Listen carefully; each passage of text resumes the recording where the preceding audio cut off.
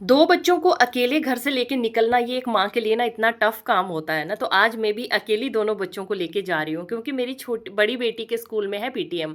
Exam हुए थे और अब पीटीएम है, तो मैंने अपने पतिदेव को फ़ोन किया तो वो बोलने लगे कि नहीं मैं आज फ्री नहीं हो पाऊँगा, तो आप लेके चले जाओ बच्चों को। तो मैंने सोचा चलो ठीक है, और अब मुझे बच्चों को जब घर से लेके जाना पड़ता है ना, तो छोटी बेटी के लिए डायपर, पैंट, रुमाल ये सब चीज़ें सबसे पहले मुझे बैग में डालनी पड़ती हैं, उनके लिए पानी की बॉटल सब चीज़ें।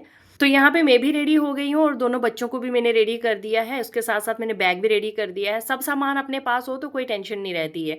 तो अगर कोई भी चीज़ छूट जाए ना तो फिर बहुत टेंशन रहती है। तो सुबह का काम खत्म हो गया था, लेकिन बर्तन मेरे सारे पड़े हुए थे। मैंने सोचा अब आके ही बर्तन धोऊँगी, क्योंकि अभी मेरे पास टाइम ही नहीं था बिल्कुल भी। अचानक से जब पतिदेव ने मना किया, फिर मैंने सोचा कि अब मुझे अकेले ही जाना पड़ेगा। पहले तो ये था कि वो आ जाएँगे तो हम लोग साथ में चले जाएँगे। बट अब मैं किसी के साथ जा रही हूँ, तो इसीलिए मैंने सोचा चलो जल्दी-जल्दी से मैं ना पहले स्कूल से होके ही आ जाती हूँ। तो यहाँ पे मैंने दोनों बच्चों की बॉटल्स रेडी कर दी थी और बस हम लोग घर से निकल रहे थे। छोटी बेटी इतनी एक्साइटेड रहती है ना, कहीं भी जाना होता है तो चलो जल्दी से घर से बाहर निकलो। तो बस यहाँ पे बच्चों को मैंने भेज दिया था बाहर और मैं दरवाजे को लॉक करके फिर चली गई थी कुशाग्री के स्कूल में, बड़ी बेटी के स्कूल में। तो बस अभी हम लोग निकले और पहुँच गए स्कूल में आके। मेरी छोटी बेटी बहुत ज़्यादा एक्साइटेड थी अपनी बड़ी बहन के स्कूल जाने के लिए, तो आज ना वो बहुत खुश है। जैसे ही वो स्कूल में पहुँची इतनी खुश, कभी इधर बैठ रही है, कभी उधर भाग रही है, बहुत ज़्यादा खुश हुई। तो मैं उसको लेकर आई हूँ, तो अभी उसके भी स्कूल जाने का टाइम आ जाएगा 1 डेढ़ साल के बाद। तो हम लोग स्कूल पहुँच चुके थे, स्कूल में आप देखिए कितने अच्छे-अच्छे इन्होंने बच्चों ने ये सब कुछ बना के रखे हुए हैं। और फिर हम उनकी क्लास में पहुँच चुके थे, मैं वहाँ साइड पे बैठी हुई थी, तो ये दोनों अपनी मस्ती करने में लगी हुई थी। कुशाग्री एक सीट पे बैठ रही थी, छोटी वाली दूसरी सीट पे बैठ रही थी, तो ये दोनों अपनी मस्ती में लगे थे। आगे पेरेंट्स बैठे हुए थे, जो मार्कशीट ले रहे थे अपने-अपने बच्चों की।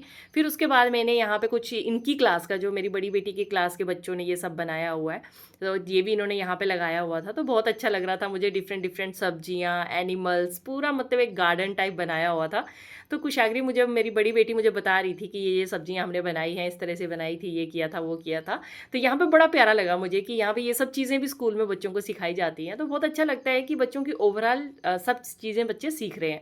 फिर उसके बाद हमको मार्क्सशीट मिल गई थी कुशाग्री की, और उसके बाद हम लोग स्कूल से निकल गए थे वापस। तो यहाँ पे देखिए आप, और भी बहुत सारी चीज़ें इन्होंने लगा के रखी हुई हैं, तो सबके साथ मिल के फिर वहाँ से हम वापस आ गए थे। तो जैसे ही वहाँ से निकले, फिर उसके बाद हम सीधा घर पहुँचे। तो जैसे हम घर पहुँचे, उसके बाद मेरा काम स्टार्ट होता है। अब मेरी बड़ी बेटी बोल रही है मम्मा मुझे किडनी बीन्स खानी है, मतलब राजमा खानी है। और अब टाइम बिल्कुल भी नहीं था कि मैं राजमा बना सकूँ। तो मैंने सोचा चलो भाई, अगर बच्चे कुछ बोलते हैं ना खाने के लिए तो बड़ी खुशी होती है, क्योंकि बच्चे खाते ही कितना है, मतलब उनको कोई चीज़ पसंद ही नहीं होती है।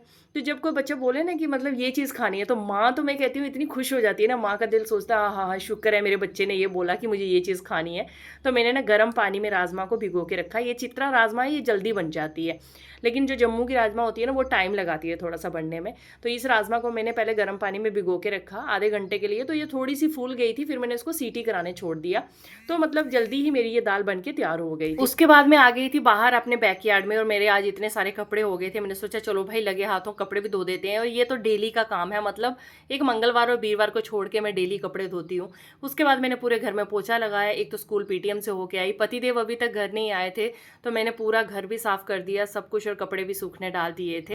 उसके बाद पतिदेव घर आए तो लंच वंच करके वो चले गए थे कुछ और काम के लिए। मैंने अपने लिए बनाई गर्मा गर्म चाय। ये चाय का टाइम ना थोड़ा सा रिलैक्स फील करवाता है। ओ तो मेरी ना चाय ही नीचे गिर गई। अब ये नीचे गिरी क्यों? क्योंकि ये जो छानने वाली है ना पूनी जिसको हम बोलते हैं, ये है स्टील की पूरी, स्टील में ही मतलब सुराख किए हुए हैं, तो इसमें अगर थोड़ा सा भी कुछ अटक जाता है तो चाय बाहर गिर जाती है। तो फिलहाल मैंने इसको छान लिया जो बची पीछे, और जो गिर गई चलो उसका क्या कर सकते हैं। तो चाय मेरी रेडी हो गई, अब मैं जा रही हूँ चाय पीने के लिए। चाय पी के मैं फ्री हो गई थी। फिर पतिदेव आ गए थे मार्केट से, वो अपने काम के लिए गए थे, तो वहाँ से वो बच्चों के लिए कुछ कपड़े वगैरह लेकर आए। तो बस अब वो वापस आए हैं, और थोड़ी देर के बाद अब उन्होंने जिम चले जाना है, तो उससे पहले मैं थोड़ी देर के लिए उनके साथ बैठी थी, बातचीत चल रही थी हमारी। और ये वो सॉक्स का वो लेकर आए थे, तो बोलते कि इसको हैंग कर लेना अंदर कुछ कुछ टांगने के लिए। मैंने कहा ठीक है। तो मेरा एक पार्सल भी आ गया था। ये मैंने ऑनलाइन ना ऊन मंगवाई है, मैं कुछ कुछ बनाती रहती हूँ ऊन से।